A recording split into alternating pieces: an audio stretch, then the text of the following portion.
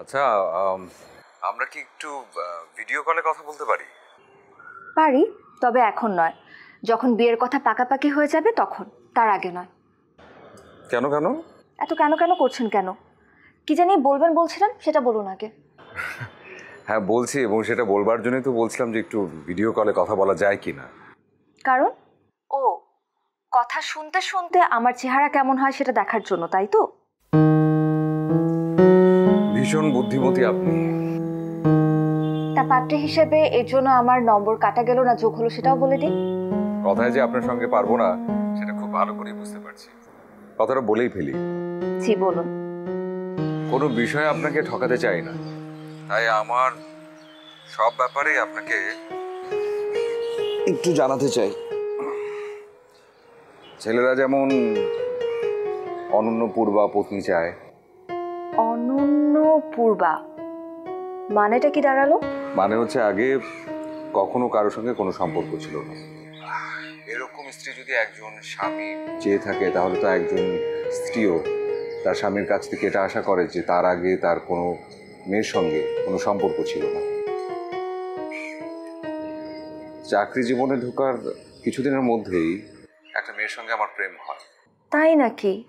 তা মেয়েটার নাম কি ছিল? জেরিন। ওর বাবা মায়ের কোনো অমত ছিল না, কিন্তু জেরিনই বেঁকে বসলো। কেন? কারণটা ঠিক বলতে পারবো না, তবে এটা বুঝতে পেরেছিলাম যে খুব অল্প কিছুদিনের মধ্যেই ও আরেকজনের সঙ্গে জড়িয়ে পড়েছিল। ভদ্রলোকের দুটো কোম্পানি আছে পৈতৃক সূত্রে। দেখতে খুব একটা ভালো না, কিন্তু তাতেও তার কোনো আপত্তি ছিল না।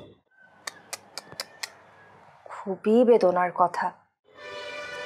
না, বিষয়টা সেরকম না। হৃদয়ের ক্ষত বেদনা অনেকটাই সেরে গেছে। আপনার সঙ্গে বিয়ের পর যতটুকু যা আছে সেটাও উড়ে যাবে। ও হ্যাঁ, একটা ফটো আছে জেরিনের আমার কাছে, আমি আপনার সামনেই ছিঁড়ে ফেলব। এখনো তো রেখেছেন? কাউকে না পাওয়া পর্যন্ত ছিঁড়ে ফেলতে পারছেন না, তাই না? না না, সেটা না। আসলে জেরিনের বিয়ে হওয়ার সঙ্গে সঙ্গে আমার মনে হয়েছিল যে আমারও খুব তাড়াতাড়ি বিয়ে করে ফেলা উচিত।